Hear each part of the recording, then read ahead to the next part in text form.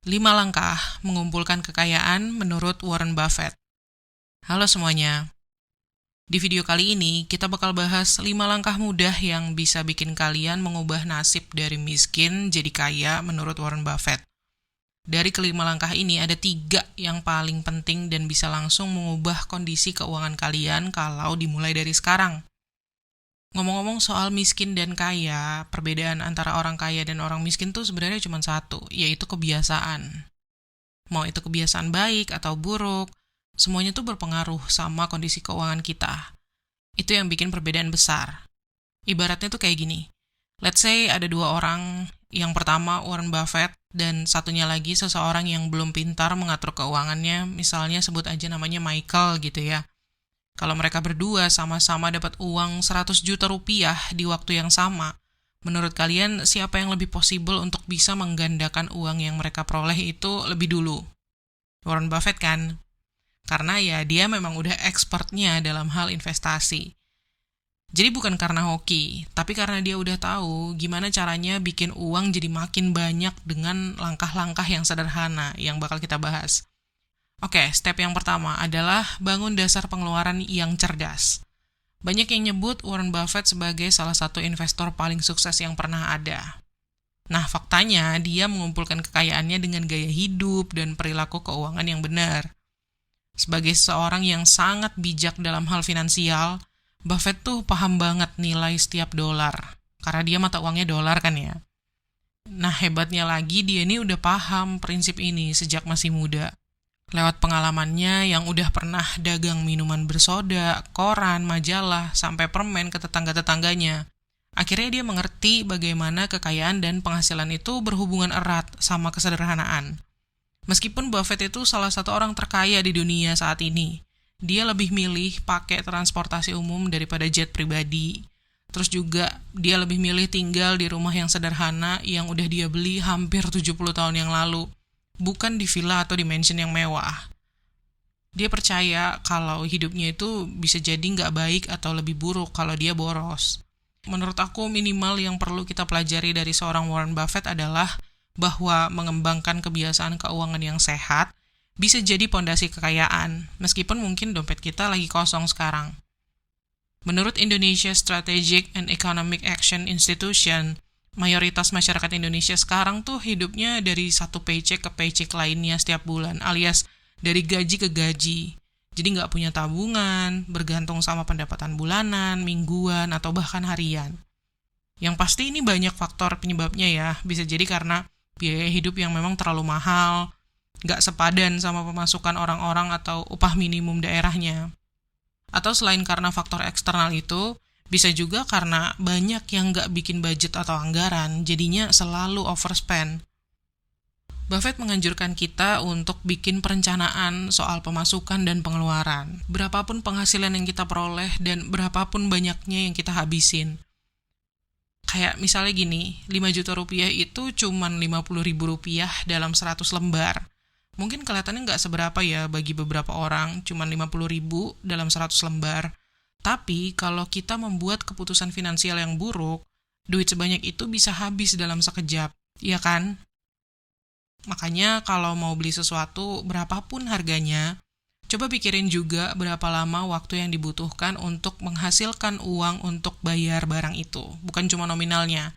Jadi, mulai dari sekarang, pastiin kalian tahu berapa pendapatan per jam kalian berdasarkan gaji bulanan, terus bandingin sama harga mobil baru yang kalian pengen misalnya.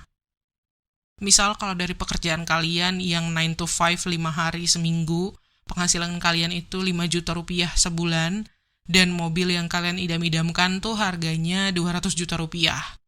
Tanya ke diri kalian sendiri, apakah kalian kerja 6.400 jam, itu sepadan untuk beli mobil itu? Kalau jawaban kalian enggak, mungkin lebih baik cari cara lain untuk meningkatkan penghasilan dulu, sebelum ngeluarin uang sebanyak itu.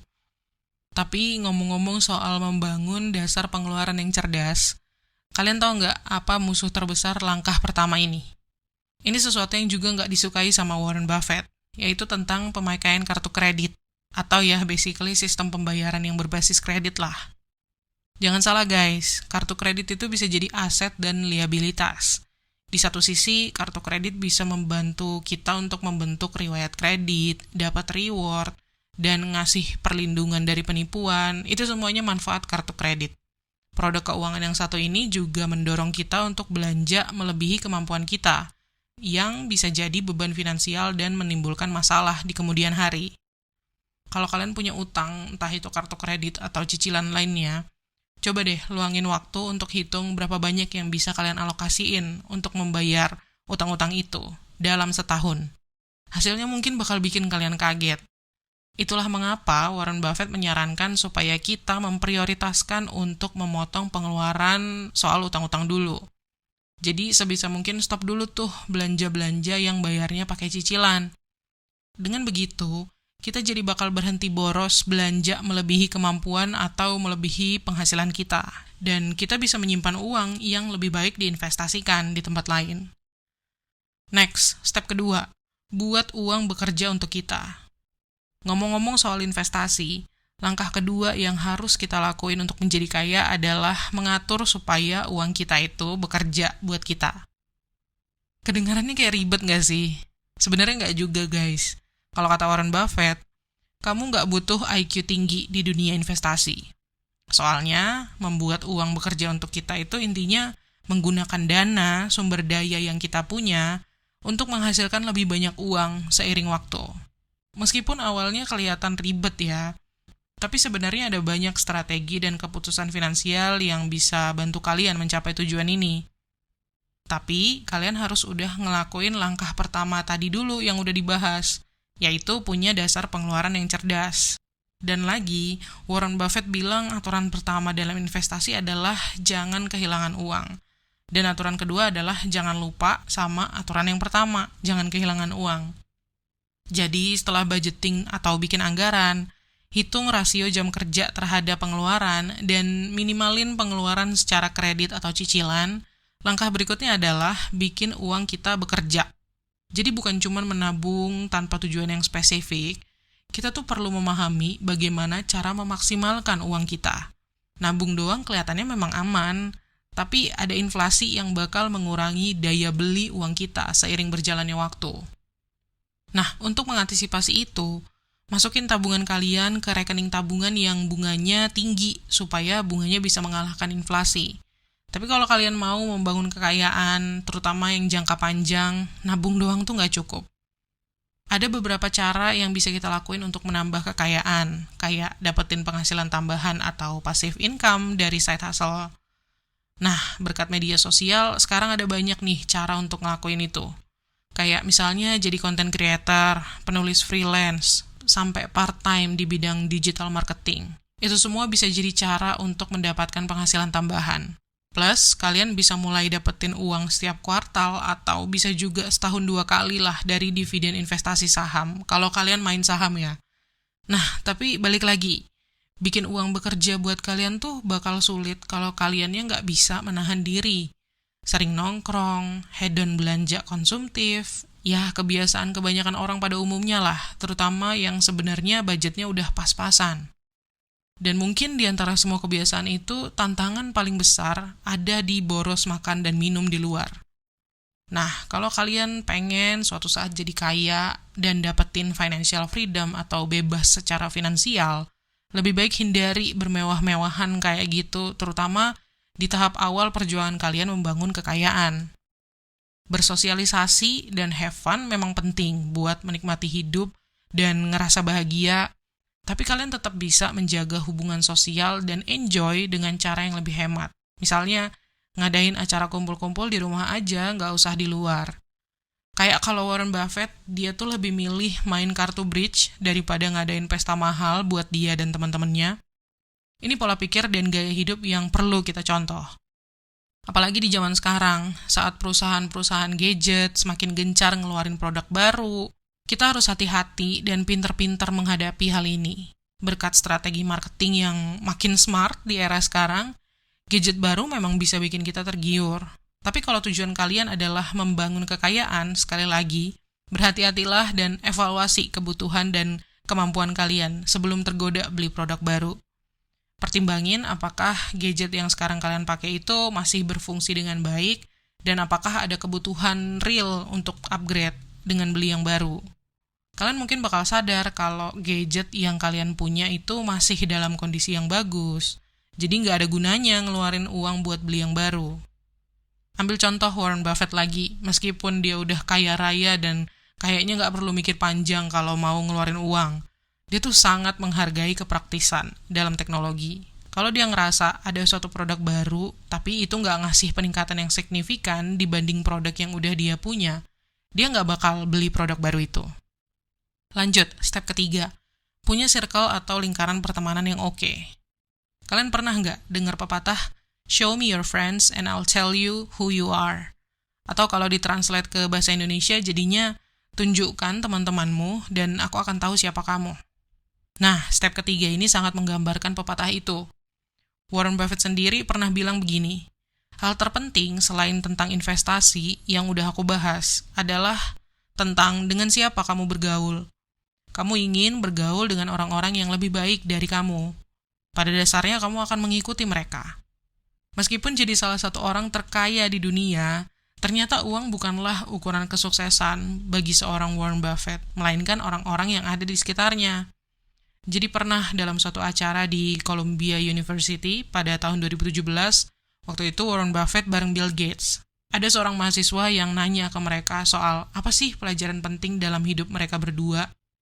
Dan sekali lagi, Warren Buffett menjelaskan bahwa penting untuk bergaul sama orang-orang yang lebih baik dari diri kita. Setelah Charlie Munger, partner lama Warren Buffett yang udah kerja bareng hampir 6 dekade sama si Buffett, itu meninggal di usia 99 tahun, Warren Buffett sendiri bilang bahwa Berkshire Hathaway nggak akan bisa jadi seperti sekarang tanpa inspirasi, kebijaksanaan, dan partisipasi dari Munger. Karena Charlie Munger membantu Buffett mengembangkan mental juara dan mental keberhasilan yang Buffett punya sekarang. Di bawah kepemimpinan mereka berdua, Berkshire Hathaway sukses mendapatkan keuntungan tahunan rata-rata 20% dari 1965 sampai 2021. Hampir 2 kali lipat dari indeks S&P 500. Catatan prestasi yang luar biasa ini nggak cuma bikin Warren Buffett dan Munger jadi miliarder, tapi juga ngebuat mereka jadi pahlawan di kalangan investor. Dan kalian tahu, Charlie Munger juga yang membuat Warren Buffett berkembang sebagai investor melebihi ajaran mentor mereka, Benjamin Graham. Kalau Graham menekankan untuk beli saham di bawah nilai intrinsiknya, Munger itu mendorong Buffett buat mempertimbangkan filosofi investasi yang lebih luas dan faktor-faktor di luar penilaian aset semata. Bahkan, konsep membeli bisnis yang benar-benar bagus itu juga didorong oleh Munger.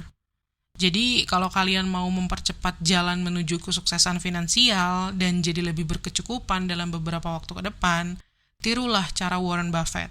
Kelilingi diri kalian dengan teman-teman, mentor yang menantang dan menginspirasi kalian untuk mencapai tingkat yang lebih tinggi, seperti halnya yang Buffett lakukan dengan Charlie Munger. Tapi kalau nggak ada, ya kalian juga bisa cari dan belajar dari mentor yang punya kebijaksanaan, pengalaman, dan kesuksesan yang pengen kalian contoh. Misalnya kayak Warren Buffett. Dengan belajar dari wawasan Warren Buffett dan menerapkan prinsip-prinsipnya ke dalam strategi finansial kita bakal lebih siap untuk menghadapi kompleksitas investasi dan dunia bisnis, yang akhirnya meningkatkan peluang kita dalam meraih kekayaan dan kemakmuran dalam waktu yang relatif singkat. Tapi langkah ini berjalan seiring dengan step berikutnya, yaitu step keempat, investasi pada diri sendiri. Soal ini Warren Buffett sendiri pernah bilang, investasi terbaik yang bisa kamu lakukan adalah pada diri sendiri. Misalnya keterampilan komunikasi. Kalau seseorang belajar berkomunikasi lebih baik, tertulis maupun lisan, value diri orang itu bisa naik seenggaknya 50%. Kalian tahu nggak kenapa Warren Buffett bilang gitu? Soalnya, salah satu kesalahan terbesar dari kebanyakan orang yang belum kaya itu ada di pengembangan diri mereka. Mereka jarang menambah dan meningkatkan skill atau keterampilan, makanya penghasilannya kecil. Sementara para pemberi kerja lebih memilih orang-orang yang udah punya pengetahuan dan keterampilan lebih. Karena mereka seringkali nggak punya sumber daya atau waktu untuk ngasih pelatihan yang mendalam. Makanya mereka rela ngasih gaji yang kompetitif untuk orang-orang yang skillnya oke. Selain itu, investasi dalam pengembangan diri adalah cara terbaik untuk melindungi diri kita dari kehilangan pekerjaan, terutama saat banyak terjadi PHK. Penyerapan tenaga kerja berkurang, kayak yang lagi kita alami beberapa waktu belakangan ini. Mungkin kalian juga udah tahu, kalau perusahaan biasanya harus ngurangin jumlah karyawan mereka ketika ekonomi lagi sulit. Tapi kondisi ini bisa dalam tanda kutip menguntungkan bagi mereka yang punya nilai lebih, skill yang mumpuni. Karena kemungkinan besar perusahaan nggak akan melepaskan orang-orang kayak gitu. Mereka-mereka yang bisa beradaptasi dengan berbagai peran, tantangan, dan tanggung jawab. Jadi, dengan meningkatkan skill dan mendapatkan pendidikan yang berkualitas, kita bisa jadi lebih serbaguna dan adaptif, dan jadi aset yang nggak tergantikan bagi perusahaan. Oh ya, kalian masih ingat pembahasan soal membuat uang bekerja untuk kita di step kedua tadi? Untuk melakukan ini dengan efektif, kita harus paham seluk-beluk bidang yang kita inginkan. Ambil contoh investasi saham. Kita harus investasi pada diri sendiri dengan menyisihkan waktu setiap hari buat baca berita terbaru dan perkembangan di industri saham. Kalau investor veteran kayak Warren Buffett aja nonton berita dan baca koran bisnis setiap hari, kenapa kita enggak? Jadi mengembangkan keterampilan ini harus kita lakukan secara bertahap setiap hari. Next, step yang kelima adalah pikirkan tentang value dan jangka panjang. Kalau ngomongin soal investasi, ada banyak strategi dan pendekatan yang bisa kita ambil sebagai investor.